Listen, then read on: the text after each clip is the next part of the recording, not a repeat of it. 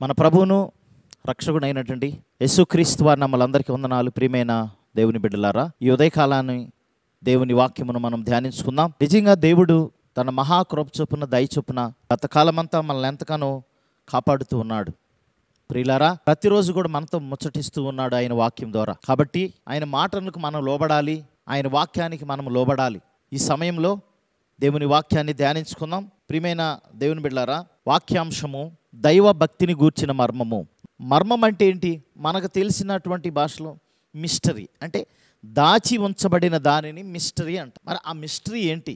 వారు దాన్ని రివీల్ చేశారు, ప్రత్యక్షపరిచారు. 1 తిమోతి 3:16 మనం గమనించినట్లయితే, నిరాక్షేపముగా దైవభక్తిని గూర్చిన మర్మము గొప్పదయ్యున్నది.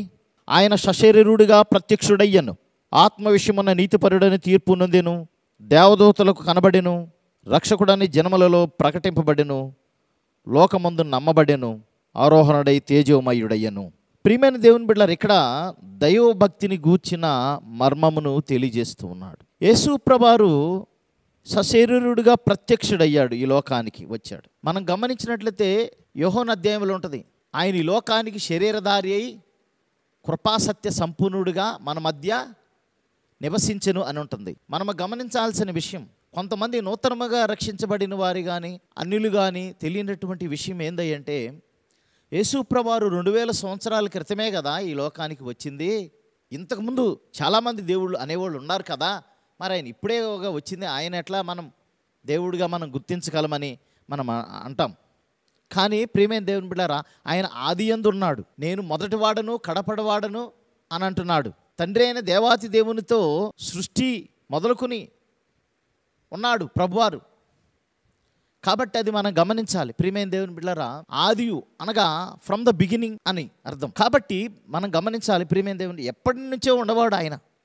అయితే ఈ భూమి మీదకి 2023 సంవత్సరాల క్రితము అనగా 2024 సంవత్సరాల క్రితము యేసు ప్రభువారు శరీరం దాల్చుకుని ఈ లోకానికి వచ్చాడు, మానవులందరినీ రక్షించడానికి. మానవులు పాపములో శాపములో ఉన్నటువంటి వారిని విడిపించడానికి వచ్చారు.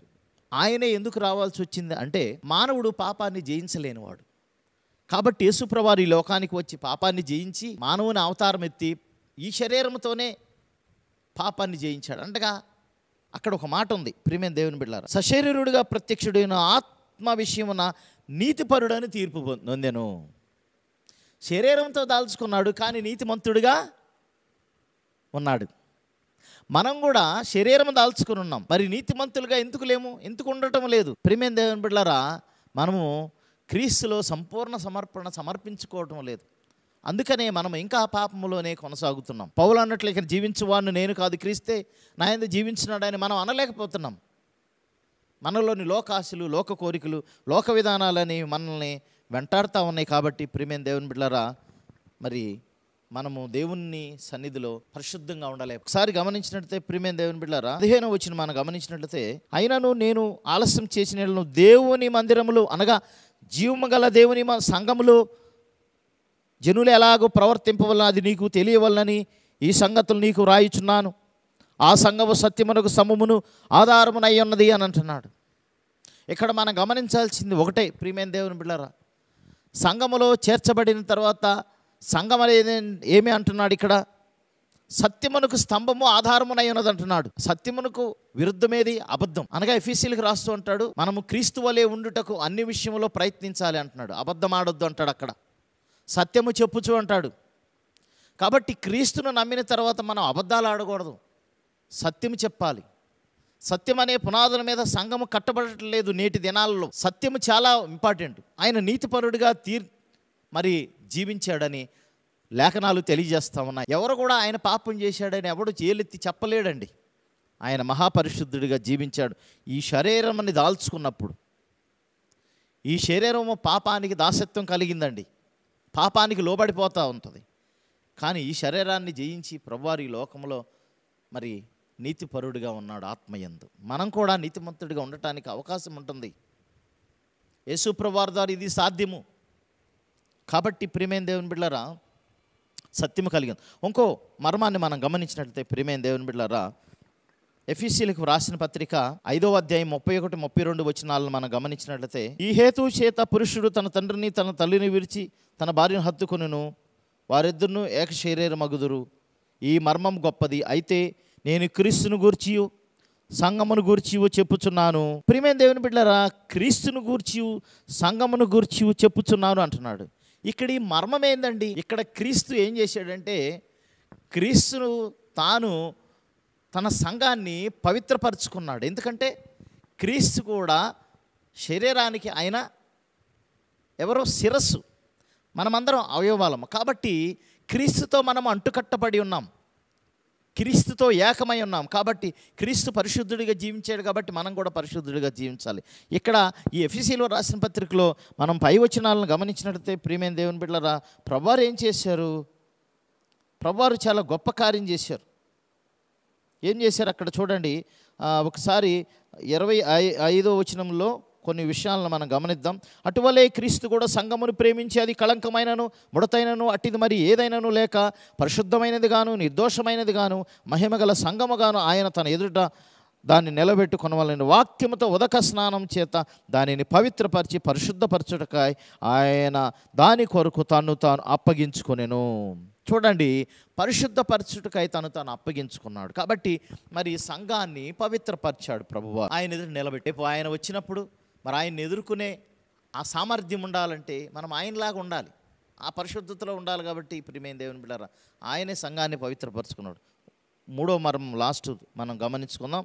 చూడండి, 1 కొరింథీ 15వ అధ్యాయం 51, 52 వచనాలు మనం గమనించినట్లయితే, ఇదిగో మీకు ఒక మర్మము తెలుపుచున్నాను, మనమందరము నిద్రించము కానీ నిమిషములు ఒక రెప్పపాటున కడబోరం రోగానే మనమందరం మార్పు పొందుదుము, బోరం రోగును అప్పుడు మృతులు అక్షయులుగా లేపబడుతారు, మనం మార్పు పొందుదాం అంటున్నాడు. ఇంకో మర్మం ఏంటంటే, ప్రియమైన దేవుని బిడ్డలారా, యేసు ప్రభువారు మరి ఆయన నీతిమంతుడిగా ఉన్నాడు, ఆయన సంఘాన్ని పవిత్రపరచుకున్నాడు. తద్వారా ఆయన సంఘాన్ని ఆయనతో పాటు తీసుకువెళ్ళబోతున్నాడు. అది గొప్ప మర్మం. ఆయనతో పాటు రేపు ఆయనతో పాటు ఉంచుకోబోతున్నాడు. ప్రియమైన దేవుని బిడ్డలారా, మనము మరి ప్రకటన గ్రంథం 21వ అధ్యాయంలో తెలియజేయబడినట్లు ఇక నుంచి ఆ కొత్త ఆకాశం కొత్త భూమిలో మనమందరము నివసించబోతున్నాం. ఆయన సృష్టిలో ఆయన మనకు దేవుడిగా ఉంటాడు, మనం ఆయనకు ప్రజలుగా ఉంటాము. మన ప్రతి కన్నీటి బాష్ప బిందువును తుడిచివేస్తాడు. అక్కడ మరణమైనను వేదనైన ఉండదని ప్రకటన గ్రంథం తెలియజేస్తూ ఉంది. కాబట్టి ఇది గొప్ప మర్మం అయింది. కాబట్టి ఇవి మర్మములు. కాబట్టి ప్రియమైన దేవుని బిడ్డలారా, మరి క్రీస్తు పరిశుద్ధుడిగా ఉండాలి కాబట్టి మనం పరిశుద్ధుడిగా ఉండాలి. కాబట్టి క్రీస్తు నీతిమంతుడిగా ఉండాలి కాబట్టి మనం కూడా ఆత్మలో నీతిమంతులుగా ఉండాలి. తద్వారా ఆయన వచ్చినప్పుడు ఆయన ఎదుర్కొనే సామర్థ్యము మనం కలిగి ఉండాలి. దేవుడి పరిశుద్ధ వాక్యం దీవించిన గాక. ప్రార్థన చేసుకుందాం. మమ్మల్ని మిక్కిలుగా ప్రేమించిన ప్రియ పరలోకపు తండ్రి, మీకు వందనాలు చెల్లిస్తున్నాం ప్రభు. మా జీవితంలో మీరు ఎన్నో గొప్ప కార్యములు చేసినారు. మీరు చేసిన ఎన్నో గొప్ప కార్యాలను బట్టి వందనాలయ్యా. వాక్యం ద్వారా అనేక విషయాలు మాతో మీరు మాట్లాడారు. క్రీస్తుని గూర్చిన మర్మము లేక దేవుని గూర్చిన మర్మం ఏమై ఉన్నదని మేము చూసుకుని వస్తూ ఉన్నాం తండ్రి. మీరు సశరీరుడిగా ఉన్నప్పుడు ఆయన నీతిపరుడుగా జీవించారు ప్రభువా. అంతేకాదు సంఘాన్ని పరిశుద్ధపరిచారు ప్రభు. అంతేకాదు సంఘాన్ని ప్రభా ఇదిగో నాయన మీరు అక్షయులుగా లేపబడుతున్నారు రేపు సంఘం అంతా కూడా. అందుకే ఈ క్షయం అనేది నశించిపోయేది.